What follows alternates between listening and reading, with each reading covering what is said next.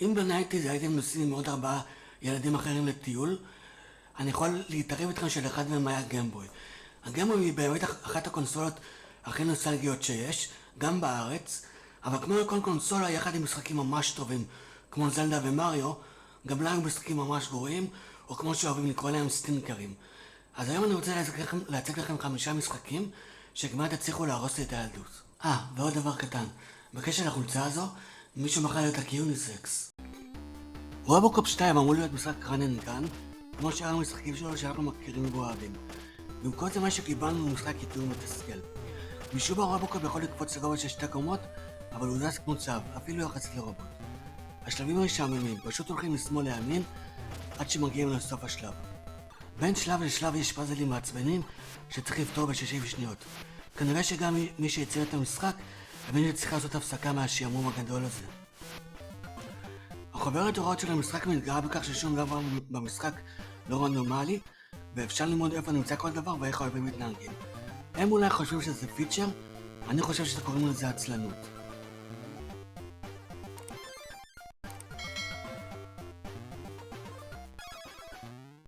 ואגב, רובוקופ 2 נראה אפילו פחות מרשים לעומת רובוקופ הראשון לגיימבוי, שהוא משחק ארקייד כיפי ומהיר, כמו אלה שאנחנו מכירים מהמכונות. הבעיה שהוא קשה בטירוף, אפילו יותר מ2.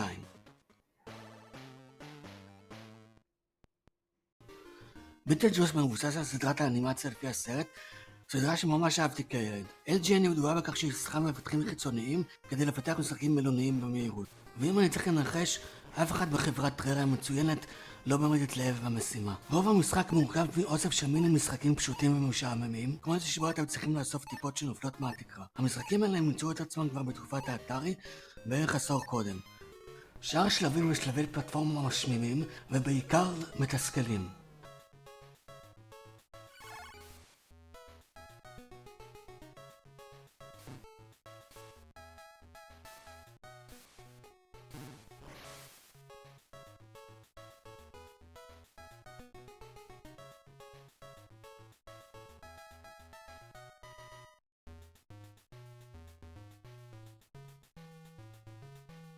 נקודת האור היחידה כאן הם הדיאלוגים בין השלבים, שמצליחים לחכות באופן די מוצלח את הסגנון המצויר וההומור הייחודיים של הסדרה.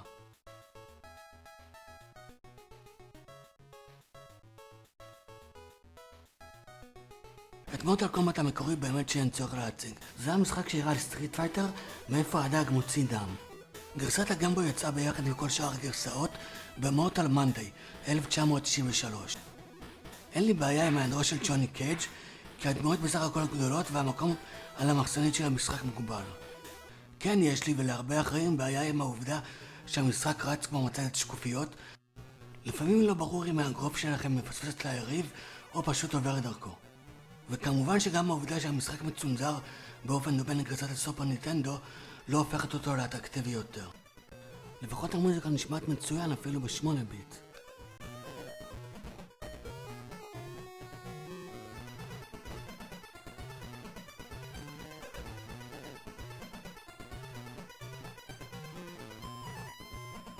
למען ההגנות חייבים לציין שמורטל קומבט 2, גם הוא מהמפתחים בפרוב, היה הרבה יותר טוב אפילו כלל את הפטליטיז המפורסמים.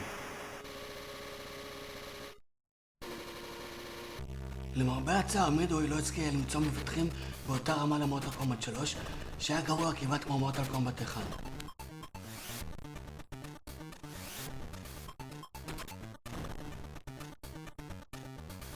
שני משחקי הבטמן של סאנסופט נחשבים לשירת הברבור של ה-NES עם גרפיקה מצוינת ומשחקיות כיפית. מה שלמרבה הצער אי אפשר להגיד על גרסת הגיימבוי של שובו של הג'וקר, ולא, אין קשר לסרט. לעומת שאר המשחקים שדיברתי עליהם עד עכשיו, בטמן הוא ממש לא משחק רע, הוא פשוט לא כיף. מרגישים שבטמן נלחם בחצי כוח, הטווח של הבטרנק והקרב ההנגוק מאוד מוגבל. ואם הבטרנקים נגמרים תצטרכו להתבסס על האגרופים הבלתי אפקטיביים בעליל.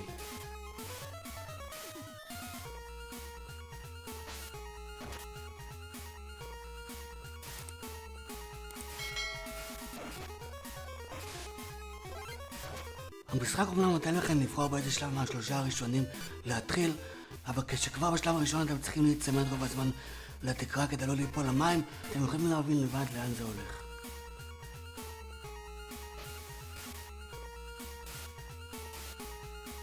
מיותר לציין שאף פעם לא הצלחתי לסיים את אף אחד מהשלבים הענקיים האלו.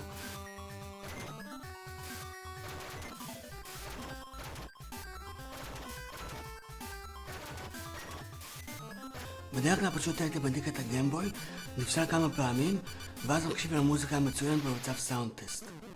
מונסטר מרקס הוא משחק של טייטוס, וזו חברה שממש אהבתי את המשחקים שלה על המחשב, אבל כנראה שעל הגיימבוי הרקורד שלה קצת פחות טוב. בעיקרון זה משחק איזומטרי, כמו המשחקים לקומודור והספקטרום, אבל הייתי אומר שעל הגיימבוי זה פחות רעיון טוב, קודם כל בגלל הדיפ-אנד, שהוא לא משהו בשביל משחקים כאלה, ודבר שני בגלל המסך של הגיימבוי שהוא מונוכרומטי וממש קשה לראות עליו דברים קטנים, בטח שעל המסך המקורי שלא הייתה לו תאורה.